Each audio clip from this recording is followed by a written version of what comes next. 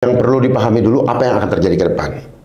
Saya ingin membangun, pertama fondasinya adalah rasa aman. Aman fisik, aman jiwa. Karena kalau sudah pikiran tenang, tidak ditakut-takutin, ada kepastian.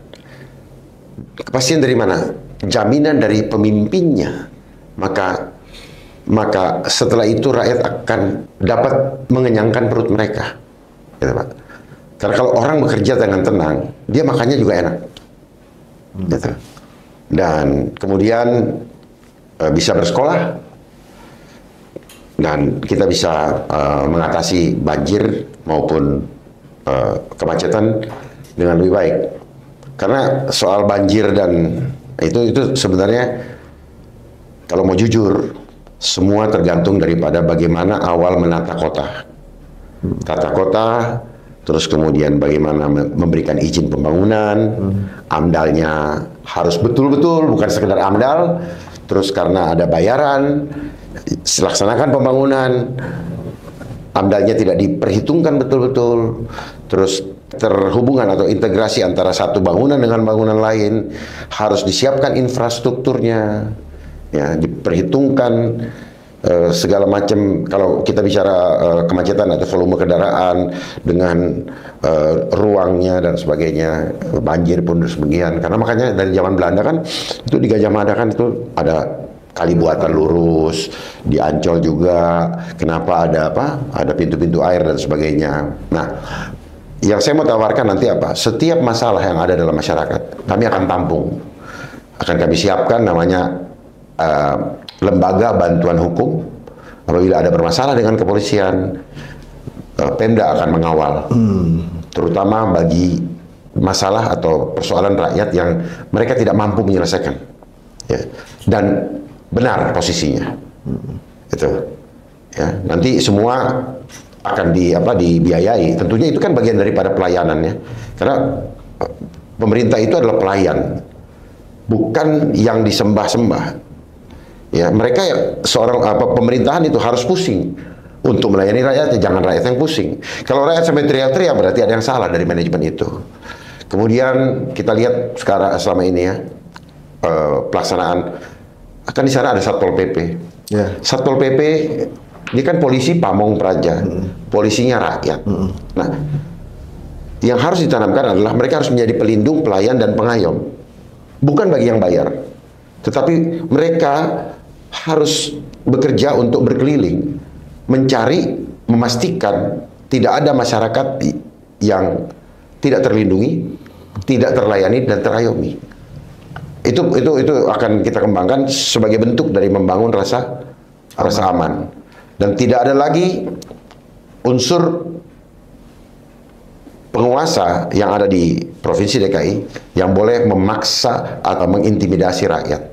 Ini dulu, karena ini yang menjadi masalah. Makanya kenapa selalu sejak saya kecil ada pemeo bilang ini Jakarta, Bung, Jakarta keras, Bung. Yeah. Kenapa resonansi itu yang didengung-dengungkan gitu. Padahal sebenarnya orang Jakarta asik-asik aja. Lalu kemudian kita perhatikan lagi, Jakarta identik dengan Betawi.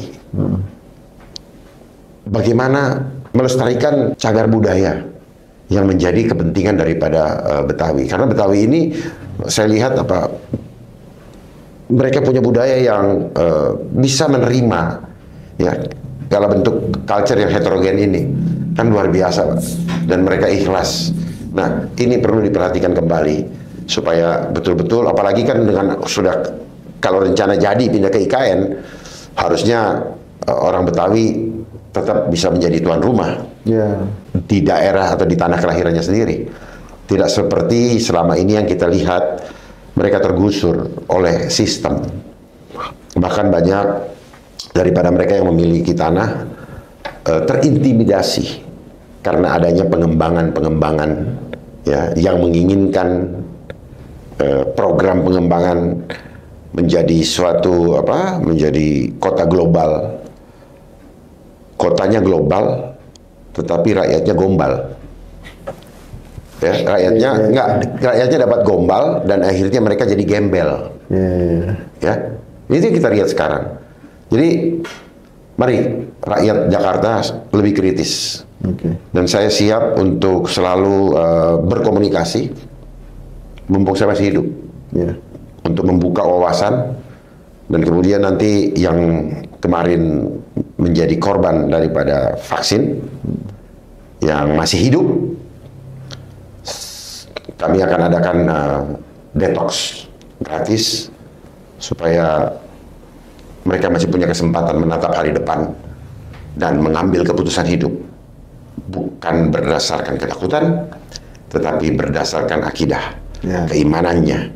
Jangan seperti selama ini, hanya dengan alasan perut atau food temptation, godaan makanan, seperti peristiwa di Firdaus, Taman Firdaus, di mana Hawa jatuh ke dalam dosa hanya karena godaan untuk makan.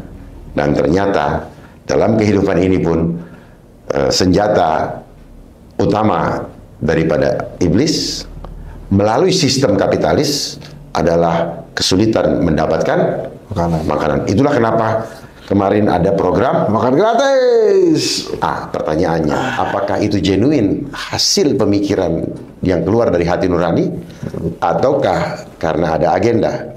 Dan agenda itu jelas sudah ada, namanya Sustainable Development Goals. Itu tercantum kepada agenda keberapa?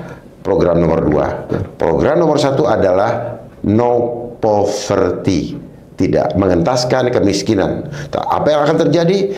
Akan terjadi perlakuan yang tidak enak saya sampaikan di sini. Apakah akan mengentaskan kemiskinan atau menghilangkan orang miskin? Menghilangkan orang miskin, saya berharap menjadi kaya, menjadi makmur. Jangan orang miskinnya yang tidak ada. Memang kemiskinan menjadi tidak ada karena tinggal orang-orang sekelompok yang menikmati permainan daripada sistem ini yang tersisa di bangsa ini.